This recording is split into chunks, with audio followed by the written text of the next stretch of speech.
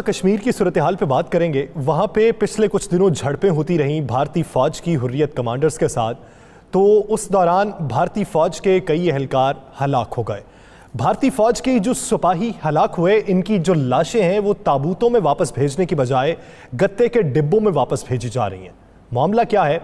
اس کی وجہ سے خوف بھی پھیل چکا ہے, اور خوف کے ساتھ ساتھ اب بددلی بھی پھیلنے لگی ہے, کیونکہ 13,000 فوجی ایسے ہیں جو بغیر درخواستوں کے گھروں کو واپس چھٹیوں پر روانہ ہو چکے ہیں. رانا صاحب, کیا خوف کی وجہ سے یہ گتے کے ڈبوں میں بھیجی جا رہی ہیں واپس, یا پھر اپنے میڈیا سے بچنے کے لیے یہ تمام تر اقدامات کیے جا رہے ہیں؟ دیکھیں, نہ میڈیا سے بچنے کے لیے نہ خوف سے. ہو کیا رہا ہے کہ وہاں پر پہلے دن سے ہی آپ دیکھیں کہ مقبوضہ کشمیر سمیت پورے بھارت کی فوج کے اندر بہت سی ویڈیوز آپ کے سامنے آئیں کہ جب ان کے بارڈر پر سیکورٹی کے فرائض انجام دینے والے فوجیوں نے کہا جی ہمیں کھانے کے لیے جو دال دی جاتی ہے اس میں سوائے مرچوں کے کچھ نہیں ہوتا, دال نہیں ہوتی. انہوں نے روٹیاں بھی دکھائیں, یاد ہوگا آپ کو, بڑا سوشل میڈیا پہ چلتا رہا. اس کے بعد پاکستانی فوجیوں نے بھی دکھایا کہ ہمیں سب بہترین ملتا ہے. اور ہوا کیا کہ آپ کشمیر کے اندر, مقبوضہ کشمیر کے اندر, چونکہ مقبوضہ کشمیر میں نوجوانوں نے, مجاہدین حریت پسند جو ہیں, ان کا صبر کا پیمانہ لبریز ہو چکا ہے. وہ باہر نکل آئے, انہوں نے باقاعدہ اپنے ساتھیوں کا بدلہ لینے کے لیے بھارتی فوجیوں پر حملے شروع کیے. بھارتی فوجیوں کے ساتھ حملوں میں کافی فوجی افسران اور بھارتی فوجی جہنم وصل ہوئے. اس میں سے بہت سے ایسے ہیں جن کی تو جن کے حوالے سے تو میڈیا کو بتایا ہی نہیں گیا, مگر بہت سے ایسے ہیں جن کے حوالے سے پچھلے کئی روز سے آپ ذرا بھارتی میڈیا دیکھیں تو چیخ و پکار ہے, اور اس کو کسی نہ کسی طریقے سے پاکستان کے ساتھ جوڑنے کی کوشش کرتے ہیں. پاکستان نے ہمیشہ اخلاقی طور پر, نظریاتی طور پر کشمیری مجاہدین کی سپورٹ کی ہے, کیونکہ وہ ایک آزادی کی جنگ لڑ رہے ہیں اور ہم سب ان کی سپورٹ کرتے ہیں. اب ہوا کیا کہ پچھلے دنوں جو ان کے 3 افسران بھارتی فوج کے اور ساتھ کافی بھارتی فوجی مجاہدین کے ساتھ جھڑپوں میں اپنی زندگی کی بازی ہار گئے, جہنم وصل ہو گئے, تو ان میں سے جب ان کی لاشیں بھارت بھیجنے کے لیے کام شروع ہوا تو ہوا کیا کہ 3 بھارتی افسران کی جو لاشیں تھیں ان کو تو یاسر انہوں نے تابوت میں رکھ کے فضائی جو ان کی جہاں سے بھیجنے تھے وہاں پہ بھیج دیا. اور اس کے بعد جو بھارتی فوجی تھے ان کی لاشیں, اگر ہمارا یہ ہم دکھا رہے ہیں, ہمارے چینل پہ نظر آ رہا ہے, یہ گتے کے ڈبے ہیں, گتے کے ڈبے. ان گتے کے ڈبوں میں فریج کے اوپر ڈبے استعمال ہوتے ہیں, جو دوسرے ڈبے استعمال ہوتے ہیں, ان گتے کے ڈبوں کے اندر ان کی لاشیں لے کر جا رہے ہیں.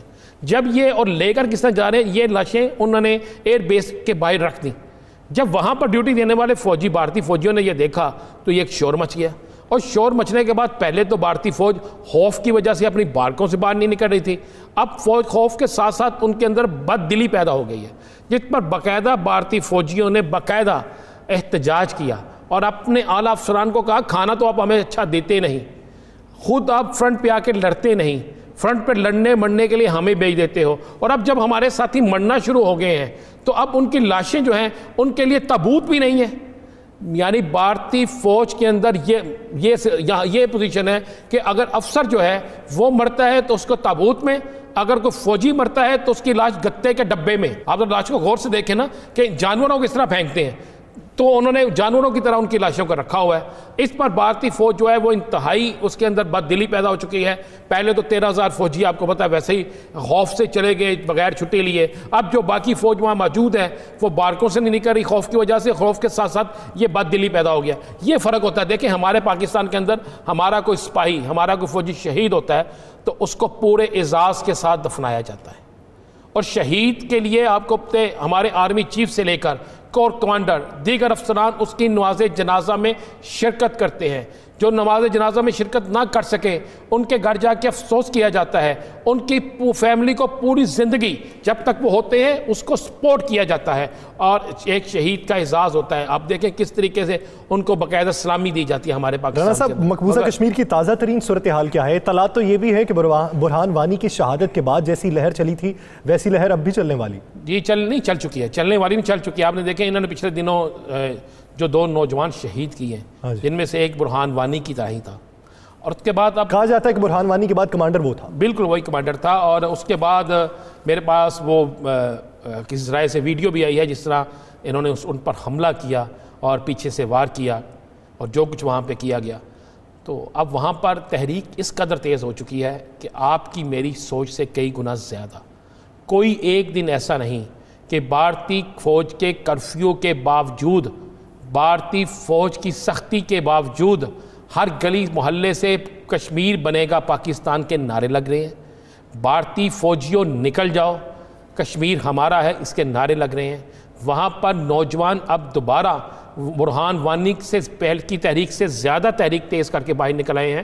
یہی وجہ ہے کہ آپ کو پچھلے دنوں بھی ہم نے ایک فوٹیج دکھائی تھی کہ جب بہت سے بھارتی فوجی ایک محلے میں داخل ہوئے تو کس طرح وہاں کے نوجوانوں نے ان رائفلوں کے باوجود کہ ان کے ہاتھوں میں رائفلیں تھیں، ان کے پاس بڑی بڑی گنیں تھیں، لیکن ان کی دوڑ لگوائی۔